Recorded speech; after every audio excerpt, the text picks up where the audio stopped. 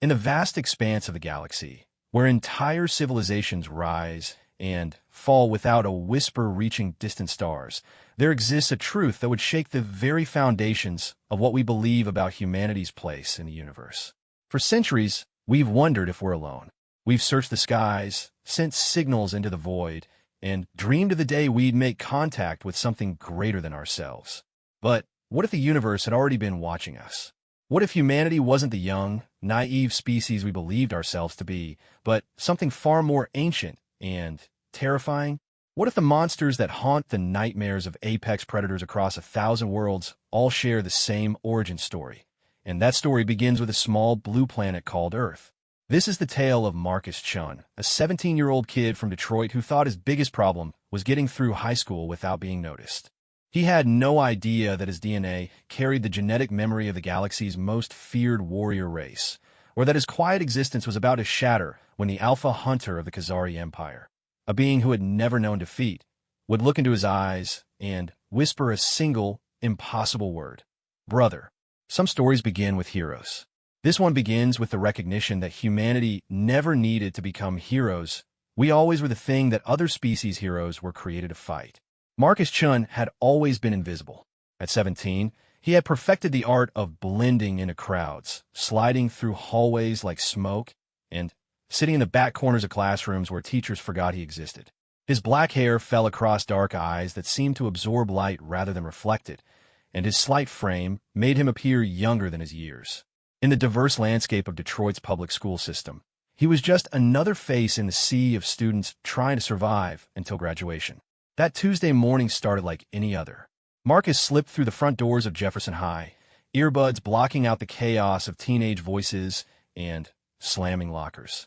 He navigated the familiar maze of hallways with practiced ease, avoiding eye contact with the groups that clustered around their social hierarchies. The jocks commanded the main corridor, their Letterman jackets bright beacons of their status. The theater kids had claimed the stairwell leading to the auditorium, their animated conversations about the upcoming production of Hamlet carrying above the general din. The academic elite gathered near the library entrance, comparing notes and scheduling study sessions. Marcus belonged to none of these groups. He belonged nowhere, really, which was exactly how he preferred it. His first period was advanced physics with Mr. Rodriguez, a tired man in his 50s who had long ago given up trying to make quantum mechanics exciting for teenagers more interested in social media than science. Marcus took his usual seat in the third row, far enough back to avoid unwanted attention, but close enough to hear the lecture clearly. He pulled out his notebook and mechanical pencil, the same ritual he had performed every school day for the past 3 years. The lesson was on particle acceleration and the theoretical limits of energy transfer. Mr. Rodriguez droned on about the Large Hadron Collider and the search for exotic particles, his voice a monotone background to the scratching of pencils and the occasional buzz of a phone hidden beneath a desk. Marcus found himself genuinely interested in the material, unlike most of his classmates who were either sleeping with their eyes open or discreetly checking their Instagram feeds. As Mr. Rodriguez began explaining the concept of dimensional barriers and how certain theoretical particles might exist outside normal space-time, Marcus felt an odd sensation creeping up the back of his neck. It was like being watched, but more intense than the casual glances that occasionally fell his way. This felt focused, predatory, as if something was studying him with the intensity of a scientist examining a rare specimen. He glanced around the classroom, but his fellow students were all facing forward or buried in their phones. Mr. Rodriguez continued his lecture, oblivious to Marcus's discomfort. The sensation grew stronger, and with it came something else, a low, almost subsonic humming that seemed to vibrate through his bones. Marcus pressed his palm against his desk, thinking perhaps the building's ancient heating system was acting up again, but the vibration wasn't coming from the floor or walls. It was coming from inside him. The humming grew louder, or perhaps more present, as if tuning into a frequency that had always been there, but never noticed. Marcus felt his heart rate spike, and his vision seemed to sharpen with an intensity that made the fluorescent lights overhead appear to pulse. The equations on the whiteboard became crystal clear, their mathematical relationships suddenly obvious in ways that went beyond mere understanding. He could see the patterns, the connections, the elegant symmetries that govern particle interactions. But More than that, he could see how wrong they were. The human understanding of physics was like a child's drawing of the ocean, recognizable in its intent, but laughably crude in its execution. Marcus found himself mentally correcting Mr. Rodriguez's equations, adding variables that didn't exist in any textbook, incorporating constants that human science hadn't discovered. The knowledge was simply there, as if it had always been there, waiting for the right moment to surface. The bell rang, startling Marcus from his strange reverie. Students began packing their bags and filing out of the classroom, their conversations resuming as they moved toward their next destinations. Marcus remained seated, staring at his notebook, where he had unconsciously filled 3 pages with equations that he didn't remember writing. The symbols were familiar yet alien, mathematical expressions that his conscious mind couldn't interpret, but his hand had apparently understood perfectly. "Mr. Chun." Mr. Rodriguez's voice cut through his confusion. "Class is over." Marcus looked up to find the teacher standing beside his desk, concern evident in his expression. The classroom had emptied while Marcus was lost in his thoughts, and the second period students were already beginning to filter in. "Sorry," Marcus mumbled, hastily shoving his notebook into his backpack. "I was just thinking about the lecture." Mr. Rodriguez glanced at the pages Marcus was trying to hide, and his expression shifted from concern to puzzlement. "Those equations, where did you learn those?" "What equations?" Marcus asked, but he was already moving toward the door, his backpack clutched tightly against his chest. Wait, but Marcus was gone, disappearing into the river of students moving through the hallway. His next class was American history with Mrs. Patterson, a subject that usually helped him regain his equilibrium through its predictable focus on memorizing dates and analyzing the motivations of long-dead politicians. He needed that normalcy now, needed to forget about the strange equations and the knowledge that felt both foreign and familiar. The history classroom was on the 2nd floor, requiring Marcus to navigate the central stairwell where the various social groups of Jefferson High maintained their territorial boundaries. He kept his head down and his pace steady, but as he reached the midpoint of the staircase, that feeling of being watched returned with a vengeance. This time, however, it was accompanied by something else, the distinct sensation that whatever was watching him was not human. Marcus paused on the landing, his hand gripping the metal railing as his enhanced awareness swept through the crowded stairwell. Students moved around him like water around a stone, their conversations creating a white noise backdrop to his suddenly acute senses. He could hear individual heartbeats, smell the subtle chemical signatures of emotions, fear, excitement, attraction, boredom, and feel the electromagnetic fields generated by dozens of smartphones and tablets. But beneath it all, there was something else. Something that didn't belong in a high school in Detroit, Michigan. The presence felt ancient, powerful, and utterly alien. It carried with it the weight of countless battles, the memory of worlds reduced to ash, and the cold satisfaction of absolute victory. Marcus had never experienced anything like it, yet somehow he recognized it on a level deeper than conscious thought. It was the presence of a predator. Not just any predator, but an apex predator that had evolved beyond the need for physical form, existing as pure will and intention. And it was here, in his school, looking for something. Looking for him. The realization hit Marcus with such force that he stumbled backward against the wall. Several students gave him odd looks as they passed, but he barely noticed. His mind was racing, trying to process information that shouldn't exist, knowledge that his 17-year-old brain had no right to possess. He knew, with absolute certainty, that humanity was not alone in the universe. More than that, he knew that humanity was far from the young, naive species it believed itself to be. Earth wasn't a backwater planet on the edge of galactic civilization.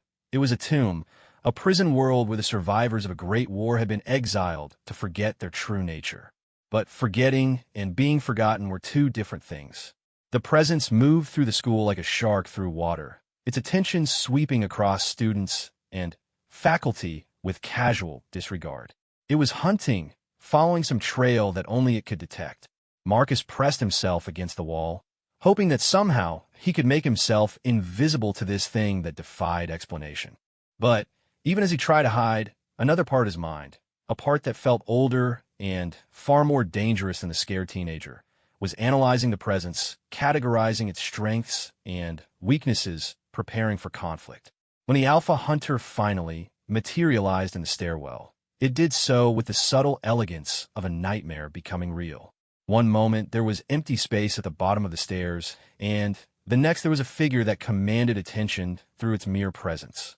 The entity appeared humanoid at first glance, standing roughly 7 feet tall, with a build that suggested both incredible strength and lethal agility.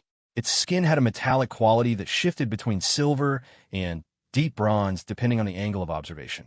What Marcus had initially taken for clothing revealed itself to be some form of biomechanical armor that seemed to grow from the creature's flesh rather than being worn over it. But it was the eyes that confirmed what Marcus already knew in his bones. They were large, multifaceted like an insect's, but behind their crystalline surface burned an intelligence that was both ancient and utterly inhuman. When those eyes swept across the stairwell and locked onto Marcus, the teenager felt as though he was being examined at the molecular level. The students around them continued their conversations, climbing and descending the stairs as if nothing had changed. Marcus realized with growing horror that he was the only one who could see the alpha hunter. Whatever technology or ability the creature was using to remain hidden, it wasn't affecting Marcus's perception. The alpha hunter began to move up the stairs with fluid grace, its attention never leaving Marcus's face. Other students passed through the space around it, as if it didn't exist, their bodies moving slightly to avoid collision without their conscious minds registering the presence that caused the adjustment. The creature studied each micro-expression on Marcus's face as it approached, and, with each step, its posture shifted from that of a hunter to something approaching wonder. When it finally reached the landing where Marcus stood frozen against the wall, the alpha hunter stopped just beyond arm's reach. This close, Marcus could see that the creature's armor was actually covered in intricate patterns that seemed to shift and flow like living tattoos. Weapons were integrated seamlessly into the biomechanical design. Blades that could extend from the forearms, energy projectors built into the palm structures, and what appeared to be small missile pods concealed within the shoulder assemblies. This was a being designed for war, built for the complete annihilation of its enemies. And it was staring at Marcus with an expression that the teenager's enhanced awareness interpreted as profound confusion mixed with growing recognition. The alpha hunter tilted its head, studying Marcus from a different angle. When it spoke, its voice bypassed Marcus's ears entirely, appearing directly in his mind with a quality that suggested vast distances and impossible depths. "You carry the mark," the voice said, each word carefully chosen and weighted with significance. "But you are small, weak. How is this possible?" Marcus tried to respond, but found his voice caught in his throat. The presence of this creature, combined with the knowledge that was still bubbling up from the depths of his consciousness, left him paralyzed between terror and fascination. The alpha hunter moved closer, its multifaceted eyes now only inches from Marcus's face. "Your genetic signature is impossible. You bear the markers of the Devourers, the World Breakers, the species we have spent 10,000 years ensuring could never return. Yet you stand before me, a child who knows nothing of his heritage." "I don't understand," Marcus finally managed to whisper, his voice barely audible above the noise of students moving around them. The creature's head tilted again, and Marcus caught a glimpse of what might have been surprise in its alien expression. "You speak in the old tongue," it said. "How do you know the warrior's language?" Marcus frowned, replaying his words in his mind. He had spoken in English, hadn't he? But as he concentrated on the memory, he realized that while his mouth had formed English words, something else had emerged, a language of harsh consonants and flowing vowels that felt both natural and completely foreign. "The blood remembers what the mind forgets," the alpha hunter continued, its voice taking on a quality that Marcus interpreted as reverence. But this should not be possible. The exile was complete. The genetic locks were absolute. No child of Earth should be able to access the warrior memory. The creature paused, and when it spoke again, its voice carried a weight that seemed to press against Marcus's consciousness. "Unless..." The alpha hunter's eyes widened, their crystalline structure catching and refracting the fluorescent light in patterns that hurt to look at directly. When recognition finally dawned in that alien gaze, the creature took a step backward, its posture shifting from investigative to something approaching awe. "Impossible," it breathed. "You are not merely a descendant of the Devourers. You are a bridge. Marcus felt something respond deep within his genetic memory at the word bridge. Knowledge flooded his consciousness, not the gradual seepage he had experienced in physics class, but a torrent of information that threatened to overwhelm his human nervous system. He saw flashes of starships the size of small moons, weapons that could crack planets, warriors whose very presence could drive lesser species to madness. And at the center of it all, he saw himself, not as Marcus Chun, the invisible high school student from Detroit, but as something far older and infinitely more dangerous. A bridge between what humanity had been and what it had chosen to become. A living key that could unlock the genetic locks that kept Earth's true nature dormant.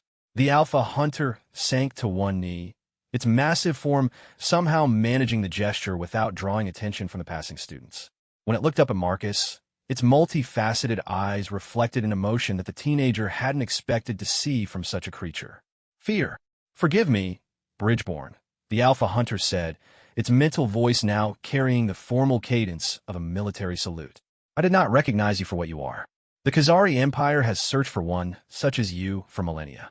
You are the fulfillment of the most ancient prophecy, the one who can wake the sleeping giants." Marcus stared down at the kneeling creature, his mind reeling with the implications of what he was hearing. "I don't want to wake anything," he said, his voice stronger now as some deeper part of his personality began to assert itself. "I just want to go to class and get through high school." The Alpha Hunter's expression shifted, and Marcus caught a glimpse of something that might have been sympathy. "I fear that choice has been taken from you, young Bridge. Your awakening has begun, and with it, the end of the great exile. The galaxy will know that the Devourers have returned, and they will come for you with everything they have." As if summoned by the creature's words, Marcus felt other presences beginning to converge on the school. Distant but approaching fast, the Alpha Hunter's head snapped up, its predatory instincts clearly detecting the same thing. "They have found us," it said, rising to its full height. "The Hunter clans have been monitoring for genetic signatures, but they did not expect to find a bridge. They will assume I have been compromised." The creature's armor began to shift and reconfigure, weapons extending and energy fields crackling to life around its form. But instead of preparing for battle, it stepped protectively between Marcus and the main stairwell. "You must come with me," the Alpha Hunter said. "I can protect you while you learn to access your true abilities. Without training, you're merely a target." Marcus looked around the stairwell, at the students who continued to move past them as if nothing extraordinary was happening. His normal life, his invisible existence, his plans for a quiet graduation, and an unremarkable future, all of it suddenly seemed as fragile as morning mist. But something deep inside him, something that carried the weight of ancient wars and impossible victories, was beginning to stir. And that something was not afraid. "What are you?" Marcus asked, his voice now carrying an undertone that made the Alpha Hunter's posture straighten with attention. "I am Vexhai of the Khazari Empire," the creature replied with formal precision. "Alpha Hunter of a Void Fleet, Slayer of the Corrupted Worlds, Bearer of the Crystal Mark. And until this moment, I believed myself to be the ultimate predator in this galaxy." The creature's multifaceted eyes locked onto Marcus's, and when it spoke again, its voice carried a weight that seemed to bend reality around the words. "But I was wrong. You are what we were created to fight. You are the nightmare that drives our evolution.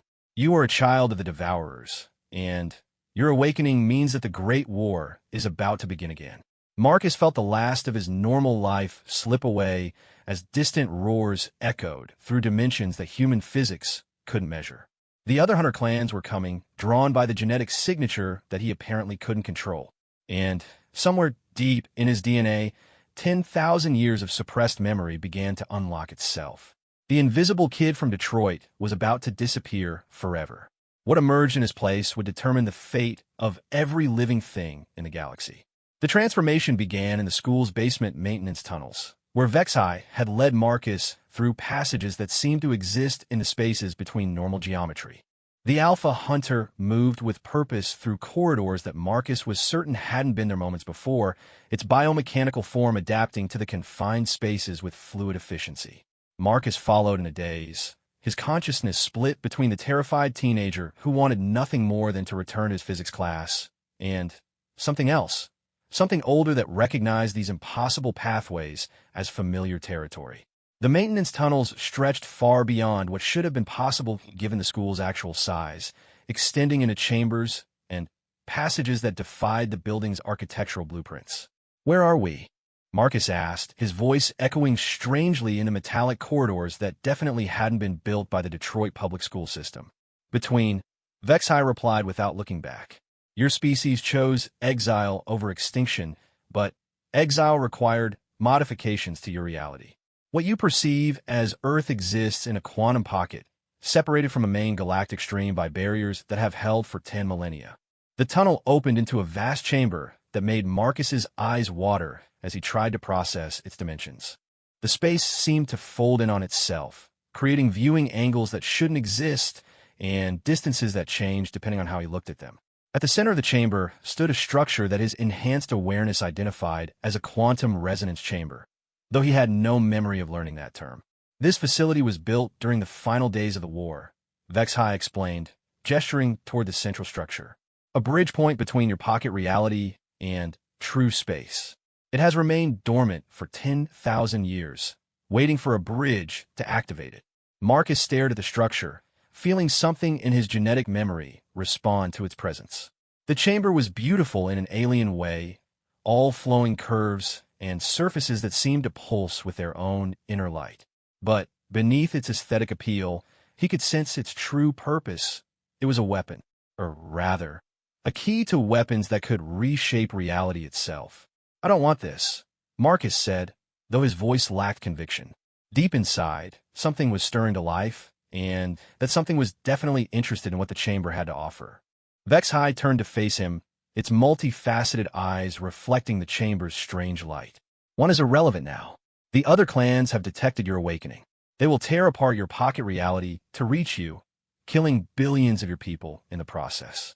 Your only chance, your species' only chance, is to become what you were born to be."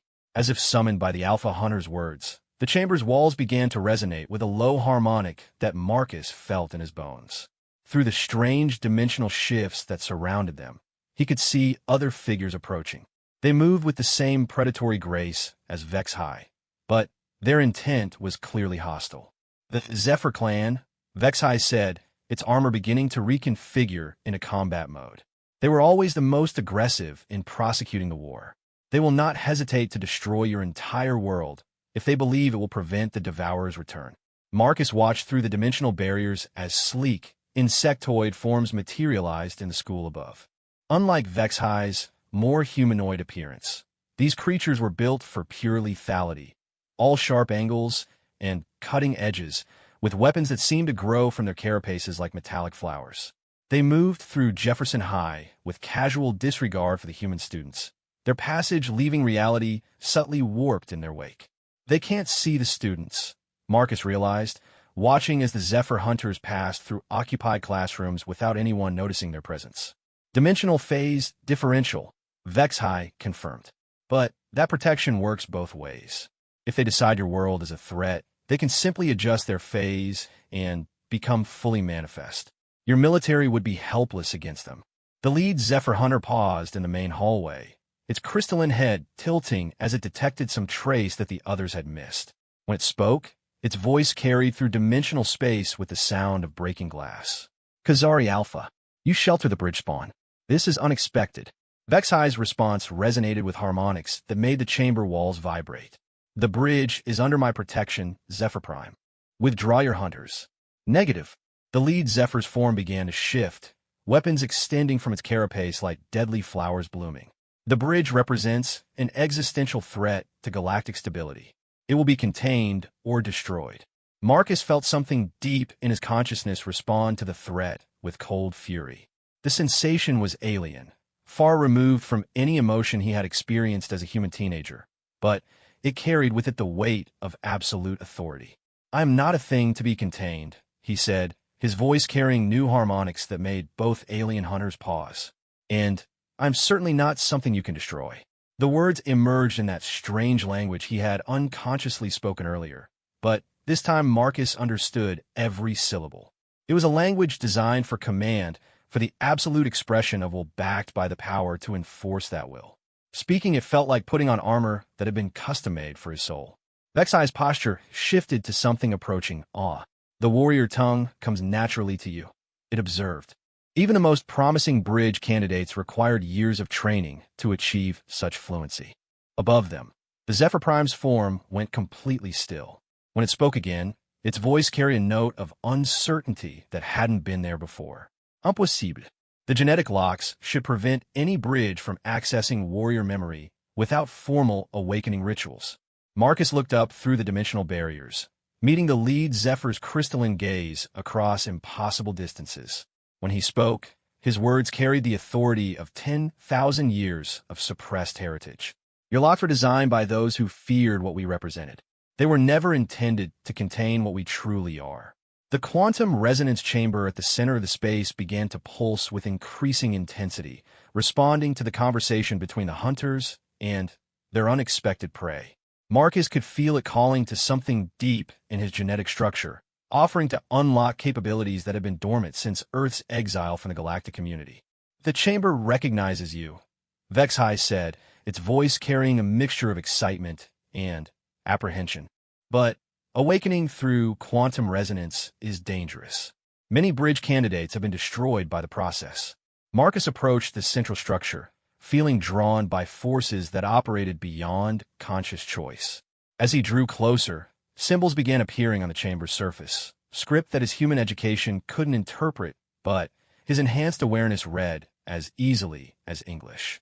The symbols told a story of war on a scale that defied comprehension. Entire star systems used as weapons, reality itself twisted into new configurations to serve military purposes, and at the center of it all, the species that would become humanity. But not humanity as it existed now, something far more dangerous, something that had evolved beyond the need for physical bodies and existed as pure will imposed upon the universe. We weren't exiled because we were conquered, Marcus realized, his hand hovering just above the chamber's activation interface. We were exiled because we won.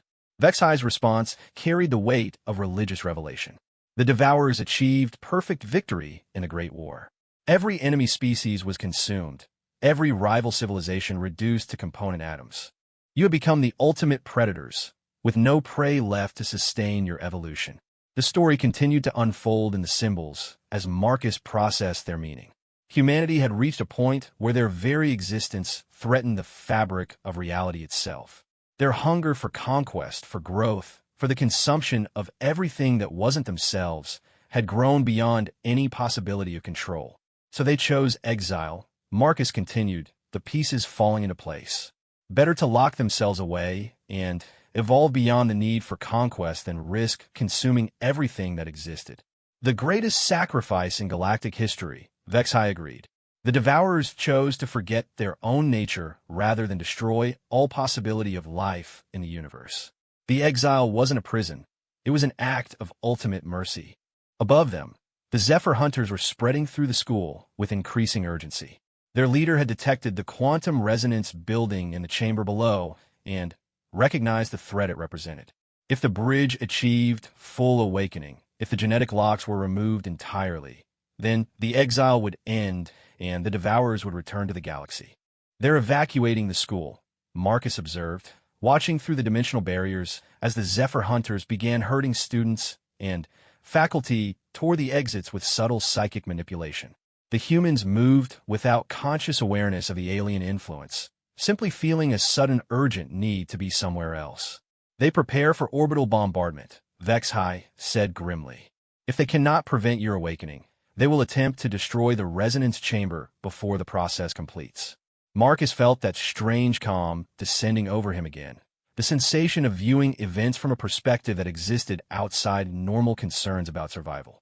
The quantum chamber pulsed with increasing intensity, and he could feel it reaching into the deepest levels of his genetic structure, searching for the keys that would unlock 10 millennia of dormant potential. How long do we have? He asked. Minutes, perhaps less. Zephyr orbital weapons are designed for precision strikes. They can glass this entire area while leaving the rest of your city untouched. Marcus nodded, placing his palm against the chamber's activation interface. The moment his skin made contact with the alien technology, the world exploded into sensation. Information flooded his consciousness. Not the gradual awakening he had experienced earlier, but a complete download of everything the human species had been before choosing exile. He saw Earth as it had truly been, not a single planet, but the central hub of a galaxy-spanning empire that existed across multiple dimensions simultaneously. Humanity hadn't been limited to biological forms. They had evolved into entities of pure consciousness capable of inhabiting any structure that could support complex thought. Their technology wasn't built. It was grown from their own enhanced genetics, creating weapons and tools that existed as extensions of their will.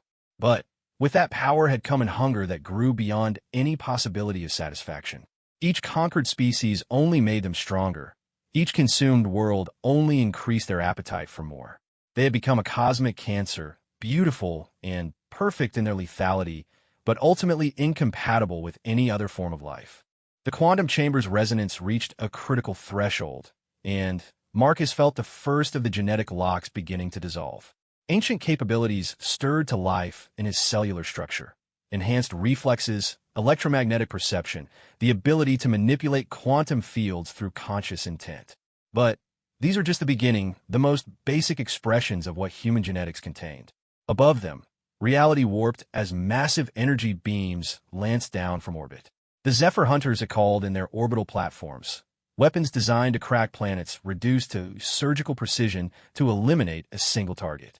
The beams struck the dimensional barriers protecting the chamber, causing reality to ripple like water around the impact points. The barriers are failing. Vexai reported, its armor shifting to full combat configuration. The awakening must be completed quickly, or not at all. Marcus felt the second genetic lock dissolving, and with it came capabilities that made his earlier enhancements seem primitive by comparison. His consciousness expanded beyond the boundaries of his physical form, allowing him to perceive the quantum substrate that underlay all reality. From this perspective, he could see the Zephyr orbital platforms, vast technological complexes that existed partially outside normal space to avoid retaliation from their targets. They're afraid, he realized, studying the alien weapons through his enhanced perception. They're using their most powerful tools against a single teenager because they know what I represent. The third lock dissolved, and Marcus felt his consciousness touching something vast and patient that had been waiting in the deep structures of human genetics for exactly this moment. It was the collective memory of his species' golden age, when humanity had ruled the galaxy not through technology, but through the sheer force of evolved will. Every human who had ever lived, every thought they had ever thought, every innovation and insight, all of it was there, waiting to be reclaimed. But accessing that inheritance came with a price. To become what humanity had been meant, abandoning what it had chosen to become. The innocent, the peaceful, the normal, all of these things would be lost in the transformation. Choose quickly, Bridgeborn, Vexai urged, its weapons now tracking multiple targets as Zephyr Hunters began materializing in the chamber itself. The locks dissolve, but the final choice must be yours. Marcus looked at the Alpha Hunter, then at the enemy forces preparing to destroy everything he had ever known. The decision should have been simple. Activate the final locks, reclaim humanity's true heritage, and save his species from extinction. But as he reached for that ultimate power, he felt the weight of what it would mean. To awaken completely would mean becoming something that viewed other species as resources to be consumed rather than beings with their own right to exist. It would mean abandoning the compassion and empathy that humanity had developed during its exile. It would mean becoming the monster that the entire galaxy feared. The fourth lock dissolved, and Marcus felt reality beginning to bend around his enhanced will. The Zephyr Hunters closest to the chamber suddenly found themselves moving through space that no longer followed conventional rules. Their weapons discharged harmlessly into dimensional folds that redirected the energy into empty space between stars. Impossible, the Zephyr Prime broadcasted, its crystalline form beginning to crack under the pressure of altered space-time. No bridge should have such control without complete awakening. Marcus smiled, feeling ancient memories clicking into place in his consciousness. You're right, he said, his voice now carrying harmonics that made reality itself pay attention.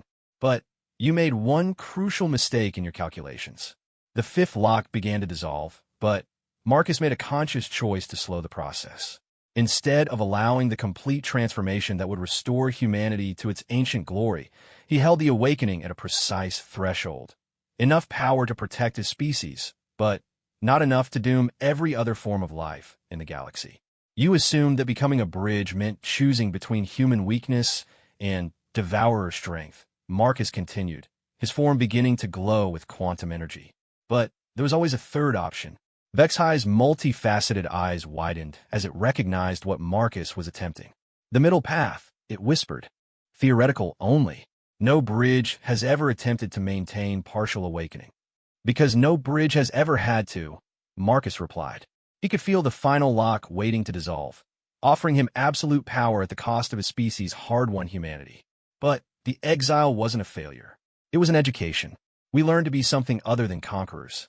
The Zephyr orbital bombardment intensified, reality warping under the assault of weapons designed to destroy planets. But the energy simply flowed around the chamber like water around a stone, redirected by Marcus's growing control over local space-time.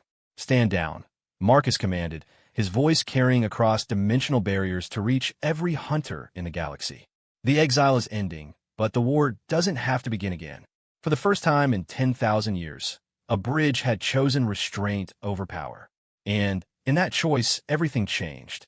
The silence that followed Marcus's declaration stretched across dimensional barriers and quantum frequencies used by hunter species throughout the galaxy. For 10,000 years, every civilization had lived with the knowledge that somewhere, locked away in a pocket of reality, the greatest threat to existence itself waited in self-imposed exile. The return of the Devourers had been the ultimate nightmare scenario, the one catastrophe that could unite even the most antagonistic species in common cause. But this wasn't the return anyone had expected. Marcus stood at the center of the quantum resonance chamber, his form wreathed in energy patterns that bent light and twisted space around him. The fifth genetic lock trembled on the edge of dissolution, offering power beyond imagination, and he had chosen not to take it. The decision sent ripples through the quantum substrate that connected all living things, carrying with it a message that reached every corner of the galaxy. The Devourers were awake, but they were not what they had been. Above the chamber, the Zephyr Prime hung motionless in the strange geometry of the school's transformed basement, its crystalline form refracting the impossible energies that surrounded Marcus. Its weapons remained extended, but inactive, as if the creature was afraid that any sudden movement might shatter whatever delicate balance was keeping them all alive. You dare to negotiate, the Zephyr Prime finally said, its voice carrying harmonics of disbelief. The Devourers do not negotiate. They consume, or they are consumed. This is the fundamental law of your nature. Marcus felt ancient memories stirring in response to the challenge. 10,000 years of conquest and domination. The intoxicating rush of absolute power, the satisfaction of watching entire civilizations fold before the inexorable advance of human will. Those memories wanted him to reach out and demonstrate the futility of resistance, to show these hunters what their ancestors had learned in the final days of the Great War. But alongside those dark recollections came something else. Newer memories, human memories of choice and consequence, of growth that didn't require the destruction of others, of strength measured not by what you could take, but by what you chose to give. The old nature was discarded for a reason, Marcus replied, his voice carrying across the dimensional barriers with perfect clarity. We chose exile because we recognized what we had become. The question isn't whether we can reclaim our ancient power, it's whether we should. Vexhi moved closer to the resonance chamber, its multifaceted eyes fixed on the energy patterns swirling around Marcus. The partial awakening is unstable, it observed. Your genetic structure is fighting itself, trying to complete the transformation. You cannot maintain this balance indefinitely. Marcus nodded, feeling the truth of the Alpha Hunter's words in the constant tension that now defined his existence. The fifth lock wanted to dissolve, to complete the process that would restore him to his full potential as a bridge. Every cell in his body was programmed to pursue maximum evolutionary advantage, and right now that meant embracing the power that could make him a god among mortals. Fighting that impulse required constant effort, like holding back a flood with nothing but willpower. But it was a fight he was determined to win. Then, I'll have to learn control, Marcus said. We all will. The pronoun sent another ripple through the quantum substrate, and Marcus felt other presences stirring in response. Across Earth's pocket reality, humans were beginning to experience their own small awakenings. Not the full transformation that Marcus was resisting, but subtle shifts in perception and capability. Enhanced reflexes, improved pattern recognition, the ability to sense electromagnetic fields, gifts that had been locked away for millennia, were beginning to emerge. But, unlike the ancient devourers who had embraced every enhancement without question, these humans were making choices about what to accept and what to reject. A mother in Tokyo felt enhanced empathy awakening in her nervous system and chose to use it to better understand her children rather than manipulate them. A teacher in Sao Paulo discovered an ability to perceive quantum probabilities and decided to help his students rather than exploit them. A doctor in London found that she could influence cellular regeneration and dedicated herself to healing rather than harm. The middle path wasn't just Marcus's choice. It was becoming humanity's choice. Impossible, the Zephyr Prime transmitted, its sensors detecting the distributed awakening across Earth's surface. Genetic activation on this scale should trigger cascade amplification. Your species should be transforming into weapons of mass destruction. They are transforming, Marcus agreed, just not into weapons. Through his enhanced perception, he could observe the transformation spreading across the planet like a slow-motion wave. 7 billion humans, each making individual choices about how to use their awakening gifts. Some chose service, others chose creativity, still others chose simple contentment. But none chose the path of conquest that had defined their species' original nature. The exile had worked. 10,000 years of separation from galactic civilization had allowed humanity to evolve beyond its original programming. They had learned to be something other than perfect predators. But the hunters gathered around Earth weren't convinced. Through dimensional sensors, Marcus could detect dozens of other clan fleets approaching the solar system. The Void Stalkers with their reality-warping dreadnoughts. The Crystal Swarm with their hive mind battle networks. The Ethereal Court with weapons that could unravel molecular bonds across entire star systems. They were all coming to witness the return of their greatest enemy, and none of them trusted in the possibility of peaceful coexistence with the Devourers. You must understand, Vexhai said, its voice carrying a note of desperate urgency. The Great War scarred every species in the galaxy. Entire civilizations exist only because they evolved specifically to counter Devourer tactics. Our cultures, our technologies, our fundamental worldviews, everything we was shaped by the need to resist you. Marcus studied the Alpha Hunter, seeing for the first time the deeper implications of what humanity's exile had meant for the rest of the galaxy. They hadn't just removed themselves from the equation. They had left behind a universe defined entirely by the need to prepare for their eventual return. Every advancement in alien science, every evolution in military doctrine, every alliance and treaty had been structured around the assumption that the Devourers would one day escape their prison and resume their campaign of conquest. You've been preparing for war for 10,000 years, Marcus realized. Your entire civilization is built around fighting us. All civilizations, Vexhai confirmed. The Zephyr clans exist only to serve as rapid response forces against bridge activations. The Crystal Swarm evolved hive consciousness specifically to coordinate defensive actions on a galactic scale. Even my own people, the Khazari, were genetically engineered from baseline stock to serve as elite hunter-killers. The implications were staggering. Humanity's choice to exile themselves had inadvertently militarized the entire galaxy. Billions of beings whose natural evolution would have led them toward art, philosophy, and peaceful exploration had instead been shaped into weapons by the knowledge that the Devourers might return. And now we're back, Marcus said quietly. But not the way you expected. Through the quantum resonance chamber sensors, he could feel the approaching fleets taking defensive positions around the solar system. Weapons that could glass entire planets powered up to full charge. Reality anchors designed to prevent dimensional escape deployed in overlapping fields.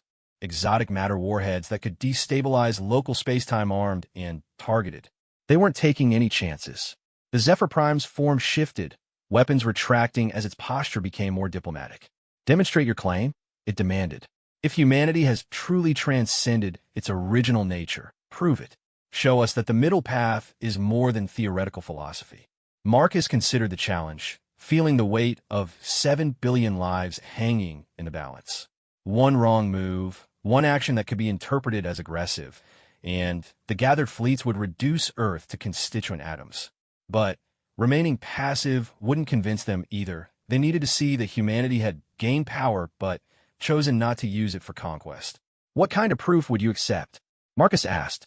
Submit to judgment by the Galactic Concord, the Zephyr Prime replied. Stand trial for the crimes of your ancestors. Accept whatever sentence is deemed appropriate for the atrocities committed during the Great War. Vexhi's form went rigid at the suggestion. Unacceptable. The bridge is not responsible for actions taken 10,000 years before his birth. The bridge carries the genetic memory, the Zephyr Prime countered. He has access to the experiences and knowledge of every devourer who participated in the Great War. In legal terms, he is them. Marcus felt the truth of that statement resonating in his partially awakened consciousness. The memories were there, waiting just beyond the barrier of the fifth lock. He could access the experiences of humans who had reduced entire star systems to raw materials, who had consumed civilizations as casually as breathing, who had viewed other species as nothing more than resources to be exploited. Those memories were part of him now, whether he wanted them or not. I accept, Marcus said, ignoring Vexhi's startled protest. I'll stand trial for what we were. But I want something in return. You are hardly in a position to make demands, the Zephyr Prime observed. Marcus smiled, feeling the quantum energies around him respond to his emotional state. Actually, I'm in the perfect position to make demands. You need me to submit voluntarily. If I choose to fight, to fully awaken, and reclaim our ancient power, you'll win eventually, but the cost will be significant. The understatement was deliberate. Marcus could feel the potential contained in his genetic locks, could sense the reality-warping capabilities that full awakening would provide. A completely transformed bridge could reshape local space-time, turning the solar system itself into a weapon. The gathered fleets would win through sheer numbers and firepower, but not before he took several star systems with him. What do you want? The Zephyr Prime asked. Time, Marcus replied. Let me prove that humanity can choose a different path. Give us a chance to show that the exile worked, that we've become something other than destroyers. If we fail, if we revert to our old nature, then your fleets can do what they were built for. How much time? Marcus considered the question, feeling the weight of history pressing down on him. 10,000 years of preparation, of fear, of civilizations shaped by the need to resist an enemy that no longer existed. How long would it take to prove that change was possible? A generation, he said finally.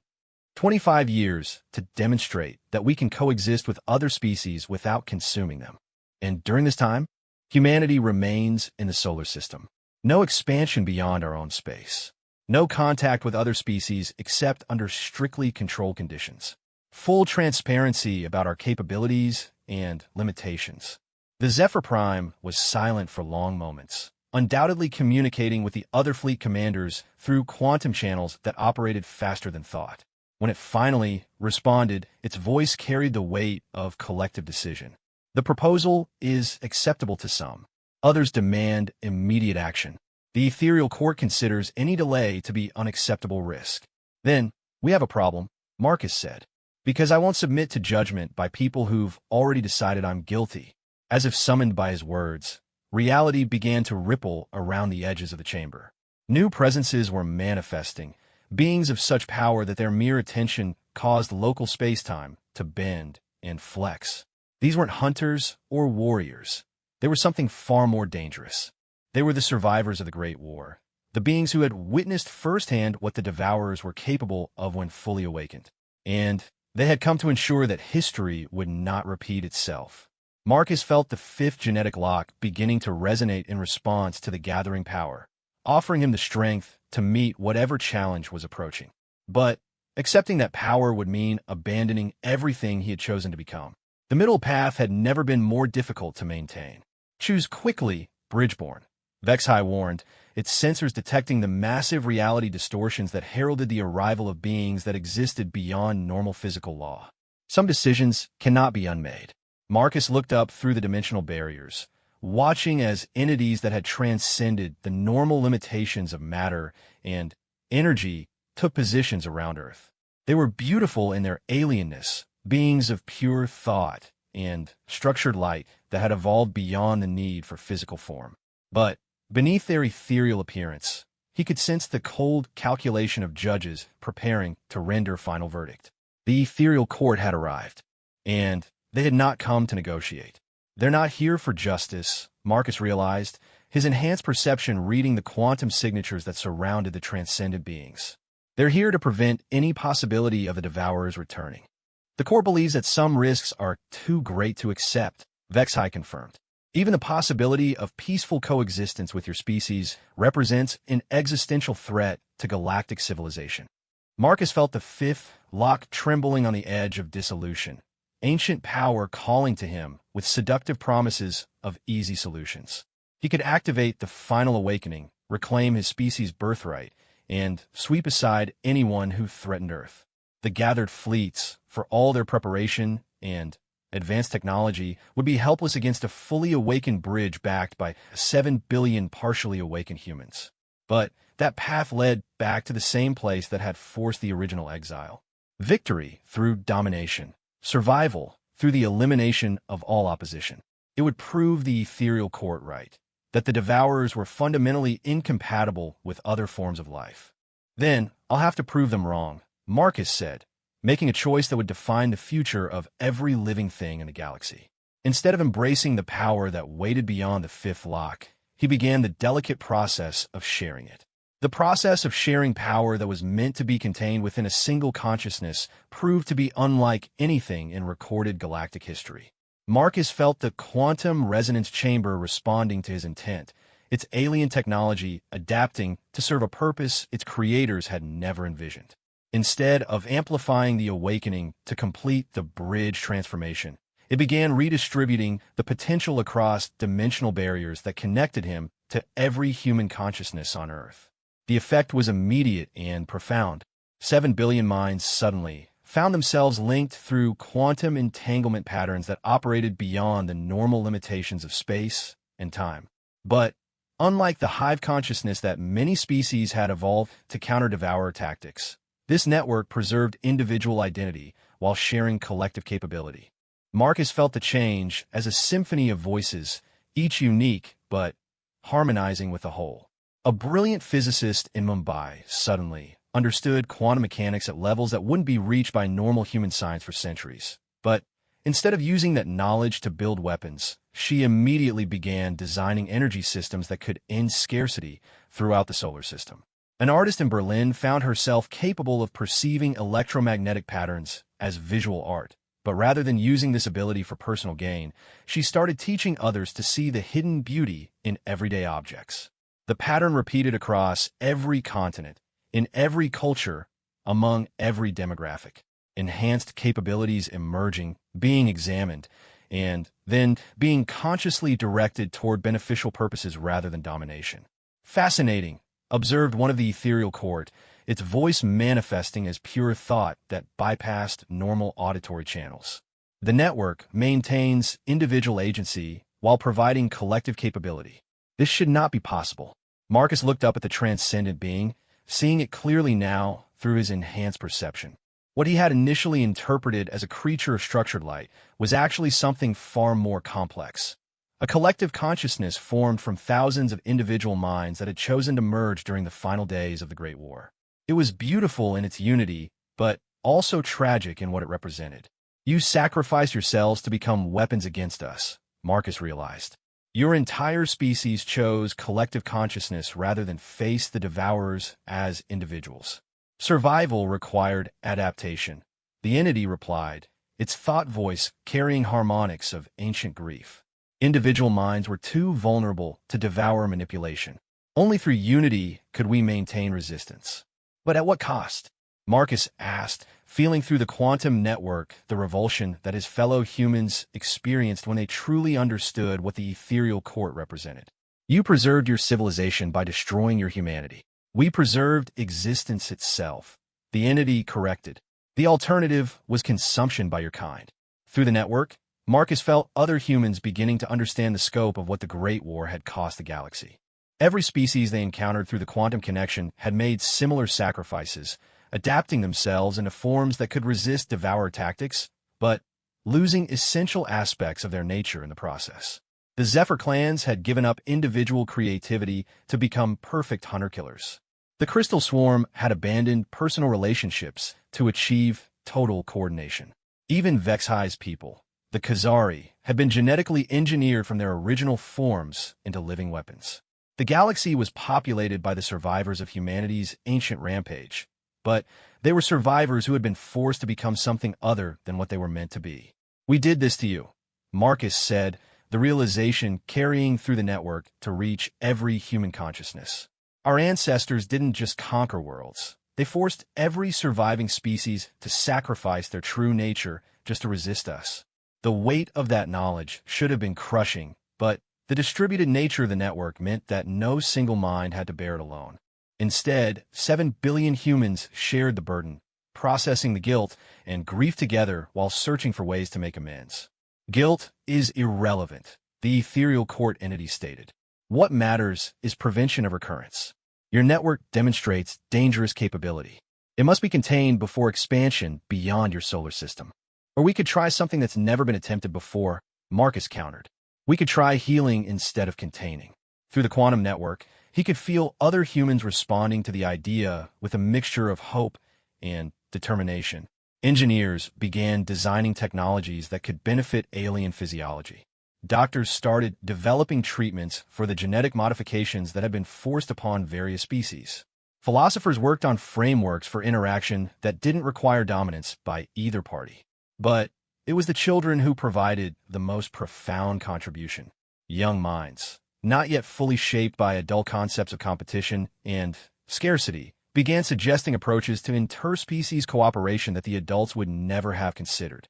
A 6-year-old in Lagos proposed that different species might be good at different things, and they could teach each other instead of fighting.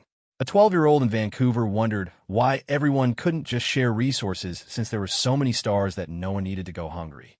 The simplicity of their solutions carried through the network with the force of revelation. 10,000 years of military preparation, of evolving specifically to resist each other, had blinded every species to alternatives that were obvious to minds not trained in warfare. "Impossible," the ethereal court entity said, its thought voice carrying harmonics of distress. "Cooperation requires trust. Trust requires vulnerability. Vulnerabilité enable l'exploitation." "Only if someone wants to exploit," Marcus replied. "What if we don't?" To demonstrate his point, he began the most dangerous act any bridge had ever attempted. He opened the quantum network to external observers. Not fully, and not without safeguards, but enough to allow the gathered aliens to directly experience human consciousness as it existed now rather than as recorded in ancient military databases. The Zephyr Prime was the first to make contact, its crystalline mind touching the edge of the network with the delicacy of someone expecting to be burned. What it found there was unlike anything in its species' historical records. Instead of the consuming hunger that defined ancient devourer psychology, it encountered curiosity, compassion, and a genuine desire to understand rather than dominate. "This is not the enemy we were created to fight," the Zephyr Prime transmitted, its voice carrying a note of wonder that made several of its accompanying hunters shift in confusion. "We're not that enemy anymore," Marcus confirmed. "The exile worked. We learned to be something else." Through the quantum network, he could feel other aliens beginning to make tentative contact with human consciousness.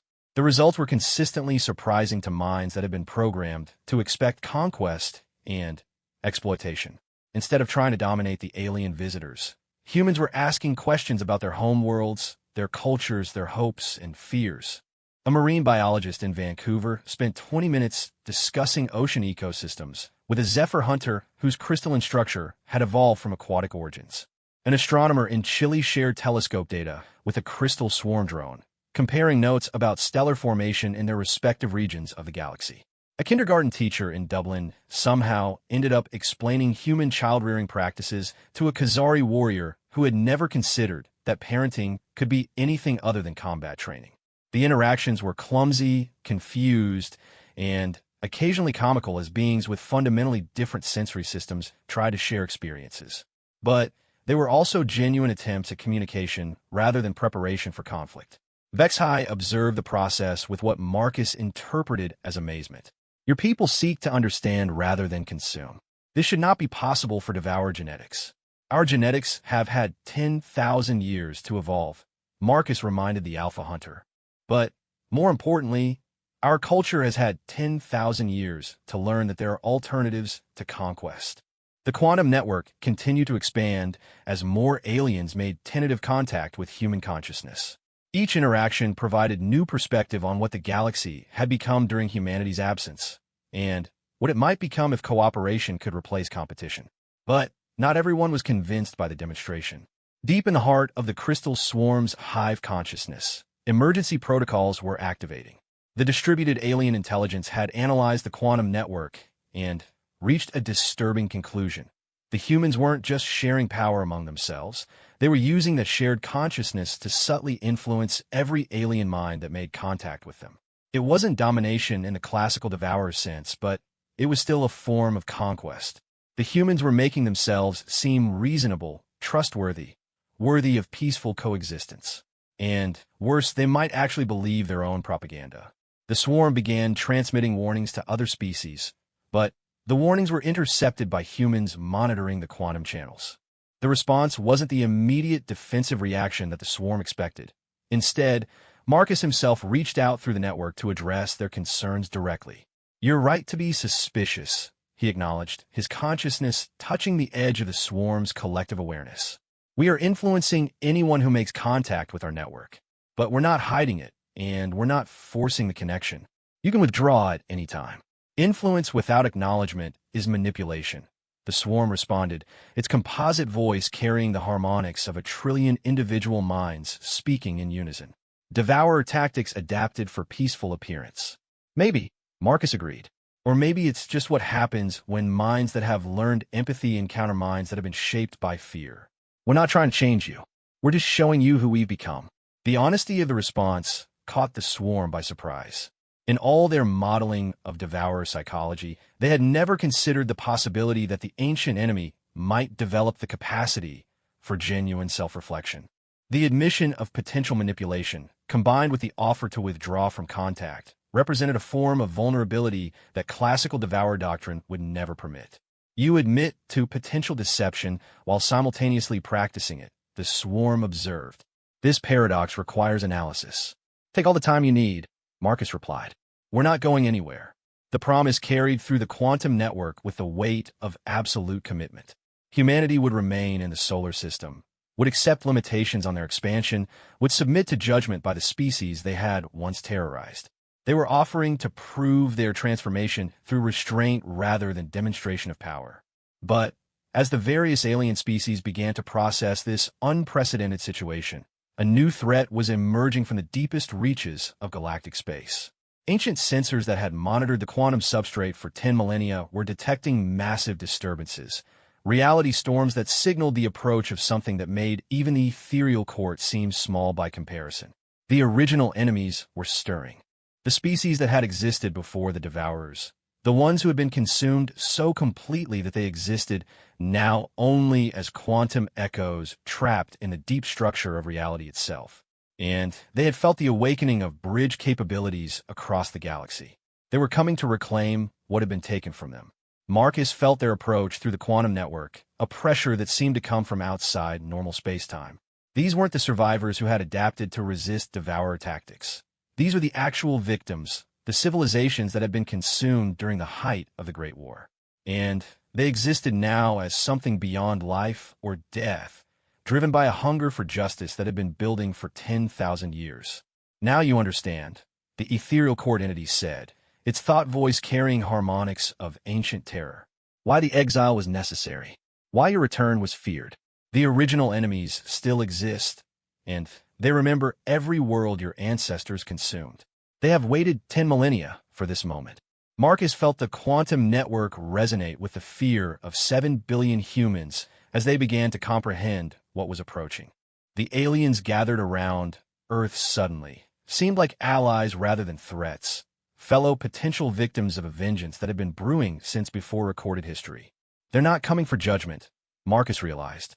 They're coming for payback. And in the deep structure of his partially awakened genetics, he could feel the fifth lock beginning to respond to the approaching threat. Ancient defensive protocols were activating, preparing to complete his transformation whether he chose it or not. The time for the middle path was running out. The original enemies manifested at the edge of the solar system like wounds in reality itself. They weren't ships or beings in any conventional sense. They were pure anguish given form, the crystallized grief of entire civilizations compressed into weapons of absolute retribution. When they touched normal space, stars flickered and died, their nuclear fires suddenly, remembering what it felt like to be consumed by something greater than themselves. Marcus felt their approach through the quantum network as a pressure that threatened to collapse his consciousness entirely. 7 billion human minds shared the burden, but even distributed across the entire species, the weight of 10,000 years of accumulated vengeance was almost unbearable. These weren't the survivors who had adapted to fight the Devourers. These were the actual victims, the civilizations that had been consumed so completely that they existed now only as quantum echoes in the deep structure of reality. And they remembered everything. Through his enhanced perception, Marcus could see their true nature. They were collective entities formed from the death memories of entire species, beings of pure justice that had been waiting in the quantum substrate for exactly this moment. The Vorthak Collective, once a peaceful trading civilization that had been consumed to fuel a single devourer fleet expansion. The Eternal Gardens, a species of living plants that had achieved sapience only to be harvested for their unique biological capabilities. The Crystal Mines, silicon-based intellects whose entire race had been converted into computing matrices for devourer war machines. Dozens of extinct civilizations, each one a testament to humanity's ancient hunger, each one burning with the need for retribution. They're not evil, Marcus said, his voice carrying through dimensional space to reach every observer in the solar system. They're justice. Perfect, absolute justice for crimes that can never be forgiven. Vexi moved closer to the quantum resonance chamber, its weapons configured for maximum defensive capability, but its posture suggesting the futility of resistance. The original enemies cannot be fought with conventional weapons. They exist partially outside normal reality. Only a fully awakened bridge has ever successfully resisted them. The temptation was immediate and overwhelming. The fifth genetic lock pulsed with ancient power, offering Marcus the strength to complete his transformation and become what he was meant to be. A fully awakened bridge could reshape local space-time, could turn the very concept of death into a weapon against his enemies. The approaching entities might represent perfect justice, but justice that destroyed innocent life was indistinguishable from evil. 7 billion humans on Earth had done nothing to deserve the vengeance that was approaching. They were the children and grandchildren of exiles, innocent of the ancient crimes that had led to the Great War. But to the original enemies, genetic inheritance was sufficient justification for punishment. The sins of the fathers would be visited upon every generation that carried devourer DNA. Choose, Bridgeborn. The ethereal court entity urged, its thought voice carrying harmonics of desperate calculation. Complete the awakening and defend your species, or watch them be consumed by justice they cannot comprehend. Marcus felt the quantum network resonate with the fear and determination of his fellow humans. Some were calling for him to embrace full power, to become whatever was necessary to protect Earth. Others were arguing for surrender, accepting whatever fate the original enemies deemed appropriate. But a growing number were suggesting something else entirely, a third option that had never been attempted in the history of galactic civilization. What if we don't fight them? Marcus asked, the idea taking shape as he spoke. What if we don't resist? What if we offer them something they've never been given before? They seek justice, Vexi pointed out. What could you possibly offer that would satisfy 10,000 years of accumulated grief? Marcus looked up through the dimensional barriers at the approaching entities, feeling their anguish as a physical weight pressing against his consciousness. They weren't monsters. They were victims who had been denied closure for so long that their pain had become their entire identity. Fighting them would only validate their belief that the Devourers remained unchanged, that violence was the only language humanity understood. But what if that belief was wrong? I can offer them what they actually want, Marcus said, beginning the most dangerous decision in human history. Instead of activating the fifth genetic lock to complete his transformation into a weapon, he began the process of opening it entirely. Not to claim the power within, but to give it away. Impossible. The ethereal court entity protested. Genetic inheritance cannot be voluntarily surrendered. It can if the recipient is willing to accept it, Marcus replied, his consciousness reaching out across quantum space toward the approaching original enemies. And if the surrender is genuine. The process was unlike anything ever attempted by any species in galactic history. Marcus began transferring not just his partially awakened capabilities, but the entire potential contained within his genetic heritage. Every memory of conquest, every technique of domination, every enhancement that made devourers the ultimate predators, all of it flowing across dimensional barriers toward the entities that had been their victims. The original enemy's approach faltered as they encountered the unprecedented offering. The Vorthack Collective, first to make contact with the transferred knowledge, found itself suddenly possessing capabilities that had been used to destroy their civilization. They could feel the power flowing into their quantum matrix, could understand for the first time exactly how they had been conquered and consumed. But, more importantly, they could feel the genuine remorse that accompanied the transfer. Marcus wasn't just giving them weapons. He was giving them understanding, allowing them to experience the guilt and grief that humanity had carried throughout their exile. The memories included not just the conquest itself, but the aftermath, the horror that the ancient devourers had felt when they realized what they had become, the desperate decision to exile themselves rather than continue their rampage. If you remember us, the Vorthack Collective transmitted, their combined voice carrying harmonics of wonder and disbelief. In your genetic memory, you carry our songs, our stories, our children's laughter. You preserve what you consumed. The revelation rippled through the quantum substrate to reach the other original enemies. Each extinct civilization found themselves not just remembering their own past, but experiencing it through the memories of those who had consumed them. It was a perspective that none of them had possessed during their 10 millennia of planning revenge. The ancient devourers hadn't been monsters who destroyed for pleasure. They'd been a species that consumed others so completely that they carried their victims' memories forever. Every conquest had added to their burden of knowledge. Every consumed world had made them more aware of what they were destroying. The final decision to choose exile hadn't been motivated by fear of defeat. It had been driven by the unbearable weight of carrying the memories of everyone they had killed. This changes nothing, transmitted the Eternal Gardens, though their communication carried less certainty than before. Memory does not resurrect the dead. Knowledge does not undo genocide. No, Marcus agreed, continuing to transfer power and memory to the entities surrounding Earth. But understanding might allow for something other than eternal cycles of revenge. Through the quantum network, he could feel other humans beginning to contribute to the transfer. The shared consciousness that connected all of humanity allowed 7 billion people to voluntarily surrender aspects of their awakening potential, giving up enhanced capabilities they had barely begun to understand in order to provide the original enemies with something they had never possessed, the power to choose a different path forward. The process wasn't without cost.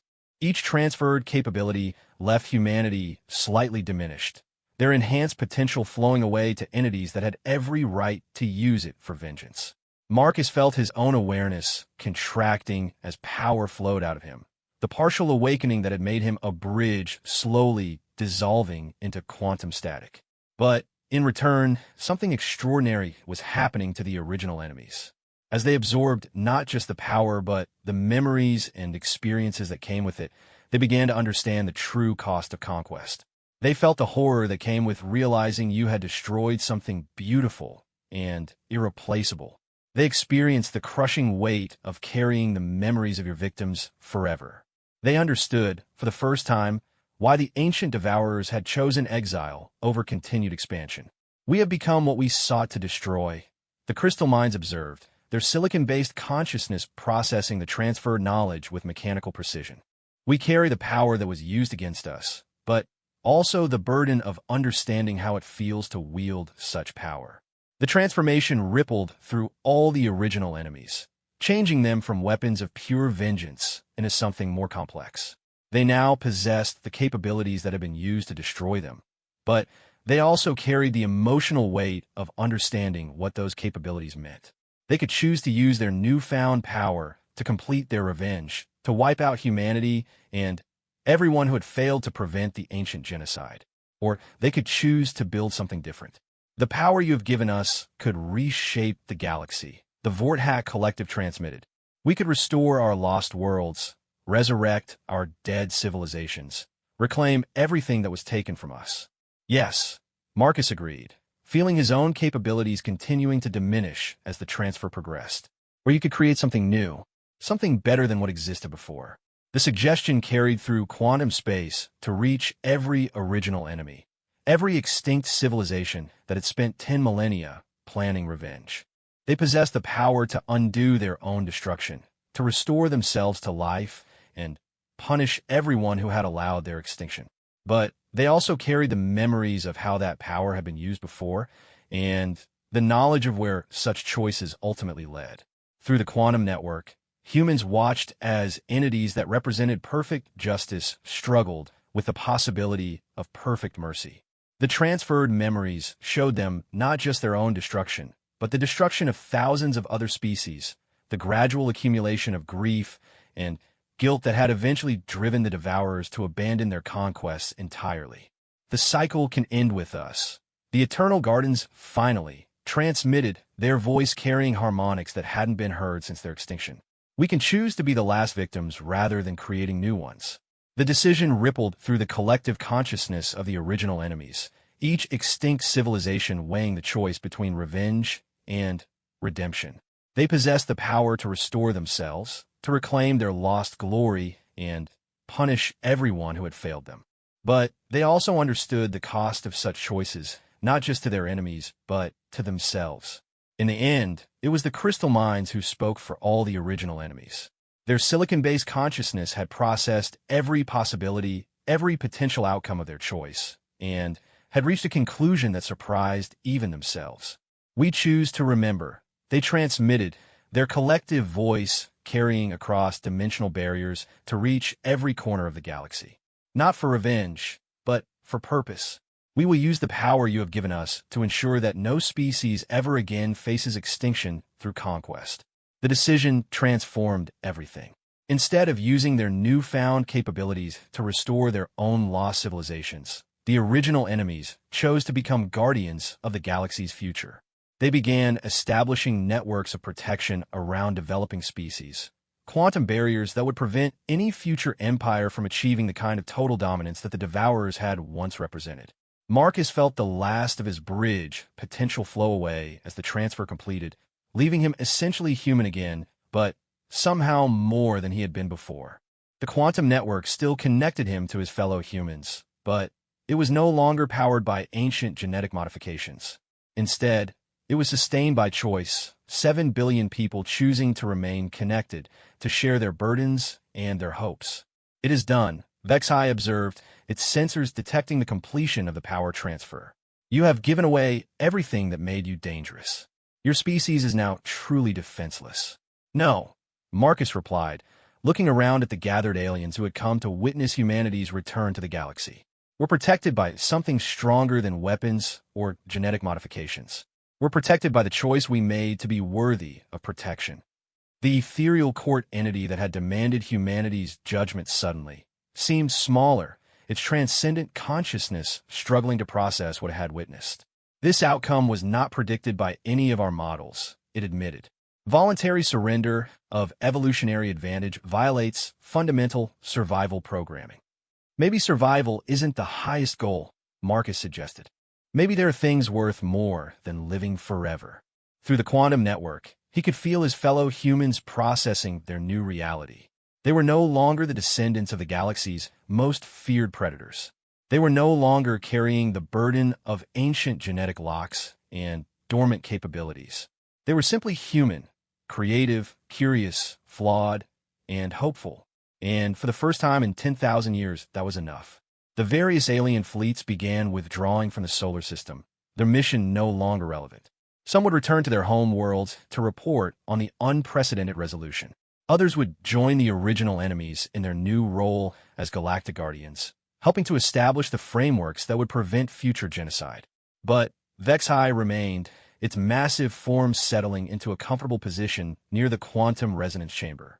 "Where will you go?" Marcus asked the Alpha Hunter. "Here," Vex-High replied. "My purpose was to hunt threats to galactic stability. That purpose remains, but the nature of the threats has changed. Someone must ensure that your species maintains its commitment to peaceful development." Marcus smiled, feeling through the quantum network the amusement of 7 billion humans at the idea of having an alien babysitter. "And if we don't, then I will remind you of the choice you made today," Vex-High said simply, "and hope that you choose to make it again." The Alpha Hunter's words carried the weight of eternal vigilance, but also of hope. The galaxy had learned that even the most fundamental natures could be changed through conscious choice and genuine commitment to growth. The cycle of conquest and revenge that had defined galactic history for millennia was ending, replaced by something unprecedented: the possibility of true cooperation between species that had evolved to see each other as existential threats. Marcus felt the quantum resonance chamber powering down around him, its purpose fulfilled in ways its creators had never imagined. Instead of creating a weapon capable of reshaping reality, it had facilitated the most important choice in galactic history: the decision to value mercy over justice, hope over fear, and growth over dominance. As the strange geometries of the school's transformed basement began to return to normal, Marcus found himself standing in an ordinary maintenance tunnel beneath Jefferson High. The dimensional barriers that had hidden their confrontation were dissolving, returning him to the mundane reality of teenage life in Detroit. But he was no longer the invisible kid who had sat in the back of physics class. The quantum network still connected him to every other human consciousness, and through that connection, he could feel the species beginning to turn their enhanced creativity toward problems that had seemed unsolvable just hours before. Poverty, disease, environmental destruction. Challenges that had defeated normal human capability were beginning to yield to the collaborative intelligence of 7 billion minds working in harmony. They were still human, still flawed, still capable of making terrible choices. But they were no longer alone with those choices. Every decision was shared, every burden was distributed, every success belonged to everyone. Marcus climbed the maintenance ladder that would return him to the school proper, feeling the weight of the most important day in galactic history settling into memory. Above him, he could hear the normal sounds of high school life: students changing classes, teachers giving lectures, teenagers navigating the complex social dynamics that had seemed so important just a few hours ago. But now those ordinary human struggles were connected to something larger. Every act of kindness, every choice to help rather than harm, every decision to build rather than destroy, all of it was contributing to humanity's ongoing proof that transformation was possible. As Marcus emerged from the basement and rejoined the flow of students moving through Jefferson High's hallways, he caught his reflection in a display case window. He looked exactly the same: slight build, dark hair falling across dark eyes, the kind of face that blended into crowds. But behind those eyes was the knowledge that his species had chosen to give up godhood in order to remain human. And in making that choice, they had become something greater than gods. They had become worthy of trust. The invisible kid from Detroit was gone forever. In his place stood Marcus Chun, first human ambassador to a galaxy that was finally ready to welcome his species home. Not as conquerors or victims, but as partners in building something better than anything that had come before. The Great War was over. The age of cooperation had begun. And somewhere in the quantum substrate that connected all living things, the original enemies kept watch. Guardians born from perfect justice who had chosen perfect mercy, ensuring that no species would ever again face the choice between transformation and extinction. The future stretched ahead, uncertain but no longer fearsome. Humanity had proven that even the most fundamental nature could be changed through conscious choice and genuine commitment to growth. And in a galaxy scarred by 10,000 years of preparing for war, that proof opened possibilities that no one had dared to imagine. The exile was over. But more importantly, the reasons for the exile were over too. Humanity was home.